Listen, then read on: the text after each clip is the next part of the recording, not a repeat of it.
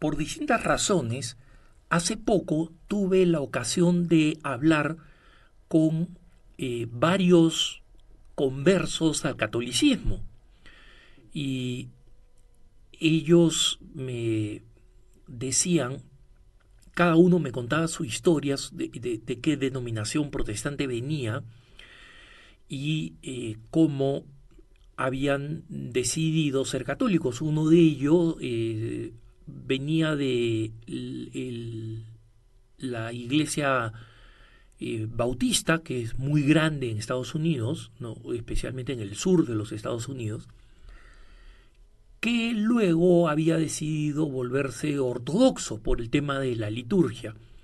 Pero finalmente reconoció que hay una tremenda superioridad en el catolicismo que proviene de la sucesión apostólica. Nosotros, los católicos, somos los únicos que somos sucesores de Pedro y que tenemos la sucesión del primado apostólico, ¿no? Los ortodoxos tienen sucesión apostólica, obviamente, en los sacramentos, provienen de los apóstoles y pueden demostrar su sucesión apostólica, pero no la primacía apostólica, es decir, que viene directamente de Pedro.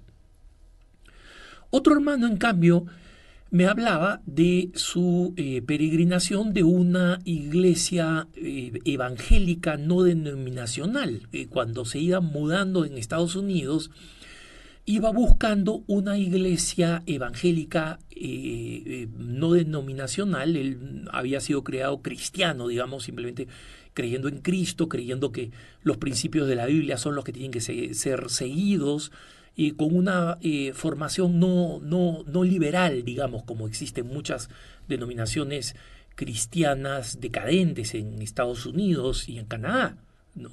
Para mencionar algunas, sino en una que realmente afirme las verdades fundamentales de Jesucristo, el querigma, que Jesucristo murió por nuestros pecados, que resucitó auténticamente según las Escrituras, que subió a los cielos y que a través de las Sagradas Escrituras nosotros encontramos las normas para vivir una vida cristiana con principios fundamentales. Y él me decía, mira, algunas eran denominaciones que eran partidarias del bautismo de adultos, yo ya había sido bautizado cristiano, otras partidarios del bautismo de niños, pero yo buscaba siempre una iglesia que se atuviera a las normas principales que provienen de las Sagradas Escrituras, ¿no? El matrimonio es sagrado, las relaciones sexuales fuera del matrimonio no son correctas, las relaciones homosexuales no son correctas, y todos estos principios que parecerían referirse exclusivamente a la sexualidad, pero curiosamente son síntomas de si una iglesia ha cedido al mundo o si realmente se mantiene fiel a lo central de los principios cristianos. Bueno, este hermano me dice que poco a poco iban a un templo con su esposa, especialmente cuando estaban recién casados, ambos de tradición evangélica, y a veces les gustaba unas cosas, pero no les gustaban otras, iban a otro templo, y que incluso en alguna ocasión salieron en coche un domingo diciendo que íbamos a buscar una iglesia, y la primera que veamos, ¿no? La primera iglesia evangélica que veamos, obviamente ni pensaban en ser católicos, ahí nos metemos. Y es curioso porque estos esposos dicen que siempre encontraron en estas iglesias una enorme experiencia de comunidad, ¿no? Inmediatamente bienvenidos, aceptados, invitados a quedarse, muchas actividades post servicio, digamos, donde los niños jugaban, los adultos conversaban y la gente se quedaba compartiendo en el templo, donde además de eso los invitaban, mira, tenemos estudios bíblicos este día de la semana, tenemos pantry, es decir, un lugar donde ordenamos y distribuimos alimentos a los más pobres, este otro día de la semana, etc. Y Comparando con este hermano, este amigo ortodoxo, ex ortodoxo, me decía, mira, algo que difícilmente pasa con cualquier otra religión y que pasa con la Iglesia Católica, por lo menos para los angloparlantes, es que realmente una persona se puede convertir en católica en Internet. Es decir, si busca las páginas católicas correctas, los argumentos correctos, Word on Fire, Catholic Answers, uno va a encontrar todos los argumentos de por qué la Iglesia Católica es la verdadera, y uno simplemente siguiendo unos cuantos meses de la interpretación bíblica católica, de los cursos de apologética católica que están en Internet, solito, por sí mismo, si es honesto, va a encontrar, incluso cuando encuentra un argumento católico y quieren escuchar el contraargumento evangélico y busca el contraargumento evangélico, siempre va a encontrar un mejor contraargumento católico, y uno realmente puede terminar volviéndose católico a través de Internet. Pero ¿dónde está el problema? Me decía este ex ortodoxo. Es cuando el católico decide, ok, voy a ser católico, el neocatólico o el convencido para ser católico, voy a ser católico, voy a ir a través de la iniciación cristiana para adultos, ¿no? Para ser recibido dentro de la iglesia, y resulta que se termina encontrando con una iglesia, con una parroquia que es un plomo. Y es verdad, hermanos, lamentablemente, que muchas de nuestras parroquias son un plomo. Y felicito y animo muchísimo a aquellos sacerdotes y a aquellos miembros de una parroquia que mantienen una parroquia viva, ¿no? Recordemos que San Juan Pablo II decía, la parroquia es una comunidad de comunidades, y en ese sentido, cualquier grupo o movimiento que ha sido aceptado por la iglesia, debería ser integrado por un párroco. A veces los párrocos tienen sus fobias y sus preferencias, ¿no? Permiten que haya solamente este movimiento y no este otro, cuando la parroquia, como decía San Juan Pablo II, debería ser una comunidad de comunidades. ¿Y esto qué cosa significa? Significa que el cristiano que desea acercarse encuentre siempre alguna forma de comunidad viva dentro de la parroquia. Y nosotros tenemos demasiados católicos, y esta es la impresión de este hermano que se convirtió, digamos, vía internet, ¿no? Honestamente, viendo argumentos y contraargumentos. Finalmente el gran apologista Jimmy Akin terminó convenciéndolo, un converso famoso, Jimmy Akin, y se fue a una primera iglesia católica y era un plomo, ¿no? Nadie lo recibía en la entrada, ¿no? O sea, fuera del que reparte las hojitas para los cantos de la misa, hola, bienvenido, ¿no? Y luego veía que muchos católicos en muchas parroquias, no sé si pasa en todos lados, pero no es raro que en algunas parroquias la gente tenga ya su sitio establecido, ¿no? Y siente que la tercera banca, pues la primera, la cuarta, en el lado izquierdo o en el lado derecho, le pertenece, ¿no?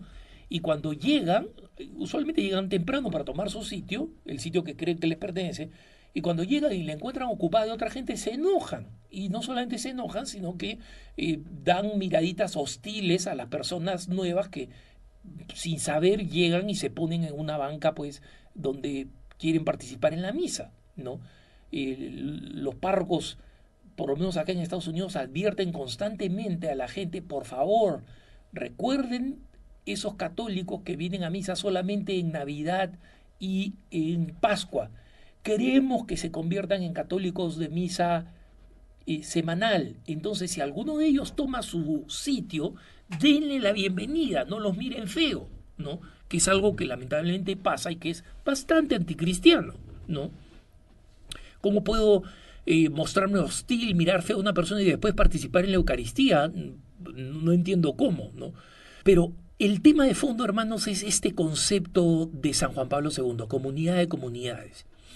Si estás en una iglesia, en una parroquia donde no existe esta vida comunitaria, aliéntala. no creas que todo depende del párroco. Yo normalmente estoy trabajando en las mañanas y en las tardes, por supuesto, pero por una razón de trabajo tuve que ir a mi parroquia a las 10 de la mañana.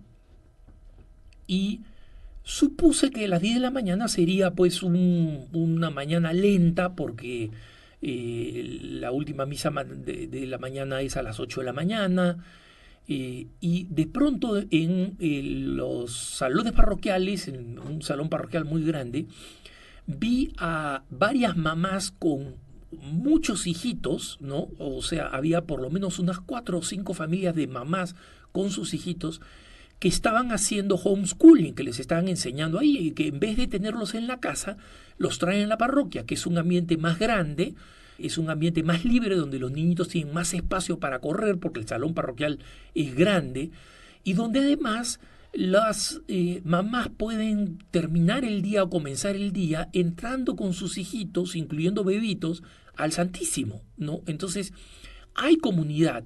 Y esta no ha sido una idea del párroco. La idea del párroco es haber sido suficientemente flexible y generoso para que estas comunidades existan. Pero hermanos, pueden existir comunidades para la lectura de la Biblia. Eso es un poco complicado porque no falta, cuando no hay un buen guía o un buen maestro, la gente comienza a opinar locuras. Entonces recomiendo solamente grupos bíblicos allí donde hay un buen conocedor de las Sagradas Escrituras que puede guiarlos. Pero pueden existir numerosas devociones.